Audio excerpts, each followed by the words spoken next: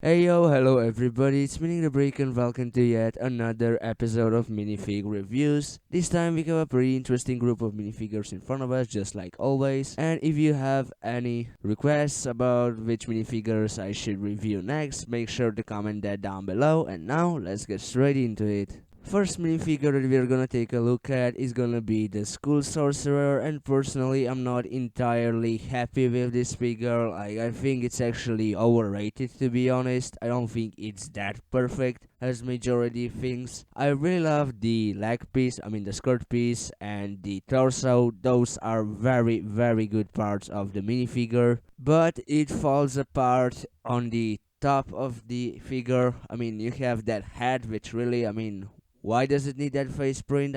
Whatever, really.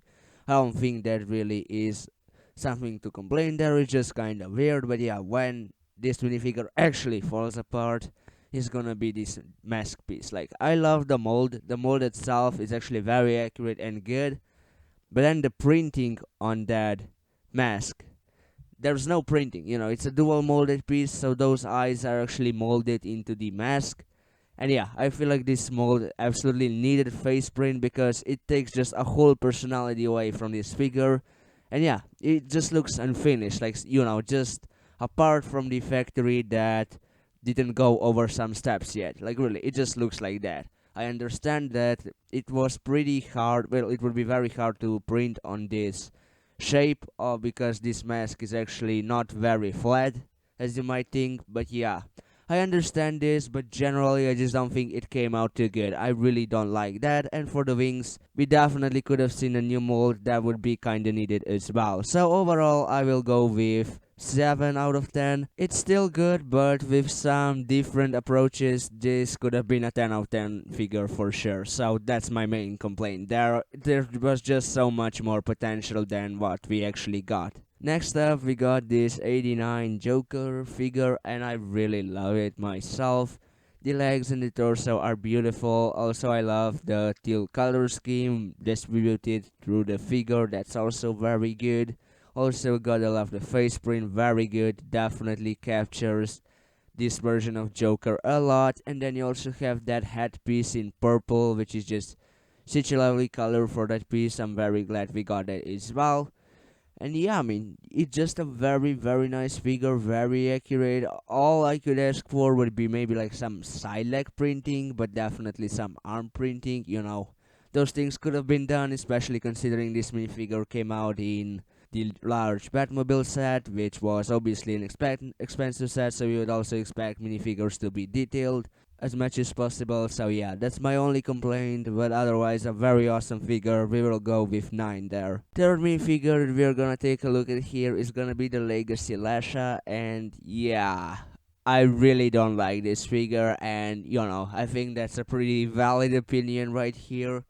Because yeah, look, the legs are good. They work for Legacy Venomary. No complaints there. That's good. Same goes for the very top piece. That works as well. But the head and the torso are absolutely horrific. Like, just look what you have going on here. On the torso, it looks just a lot too cartoony for my taste. Well, of course, Ninjago is cartoony, but still, this is a bit over the top, if you ask me. Like, I really don't like what we see here.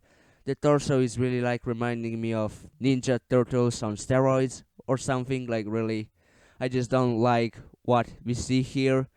Not very good, definitely not, but I could kinda get over this torso, but then the head, oh my god, like, just imagine, waking up at 3 a.m. and seeing this in front of you, huh? How would you feel? But yeah, this looks very bad. Like, I'm sorry, but the legacy face print for Lasha is absolutely horrific. I really have a hard time imagining a worse design this could have been. So yeah, unfortunately, it's just not a great figure overall. I like some parts of it, but generally pretty bad. So yeah, we'll go with 3 out of 10. Fourth minifigure is gonna be Ikaris, and I feel like the Eternals is kinda underrated. I still think it's more decent than good, but still, I think it's overhated movie. But yeah, we actually got some pretty good Lego sets from it, not gonna lie. And yeah, this Ikaris figure is pretty good. I love torso and the legs. Like all of these Eternal figures have just godly leg and torso prints. Like I really love what they have going on. Such good designs and like with the shiny gold and everything. Like it's very awesome, very awesome. And obviously the main color, is blue here, which also works with the rest of the design. But what I don't like is the head and the hair. I'm sorry, but this is no Steve Rogers, alright? Like really, they use the same head and the same hairpiece for Steve Rogers in some sets. So I really don't understand this, especially when Ikaris is literally very similar to Bucky, to be honest. I really feel like the actors are very similar. So if they went with the CMF Bucky hair and head, I would totally understand this, but with this, I just don't get it. So yeah, I'm definitely not happy with that. But the legs and the torso definitely carry, so we will go with 7.5 out of 10. Last but not least, we have the 332nd Clone Trooper, and personally, I feel like those look very good. But I don't think the bright orange works for the helmet. Yeah, I definitely think it should have been that dark orange they use for Sky Pirates and other figures across Lego teams. I don't think bright orange is necessarily accurate to what we see. And another thing that damages this figure, obviously it's accurate, but having an orange helmet and then the rest has some blue highlights with no orange at all, I think that kinda hurts this figure. That's just how the design is, but like really, I think that kinda doesn't work too well color scheme wise. However, this could also use some arm printing, and we see no arm printing here, so that's also pretty unfortunate. I'm being quite nitpicky here, but still, like, it's a very good figure, but yeah, it's definitely not perfect. So we'll go with 8.5. This is gonna wrap up this episode of Minifig Reviews. If you have any suggestions, leave them in the comment section down below. If you enjoyed, I would highly appreciate a like. Don't forget to click that subscribe button. You can ready. Have a great day. See you in the next video. Bye.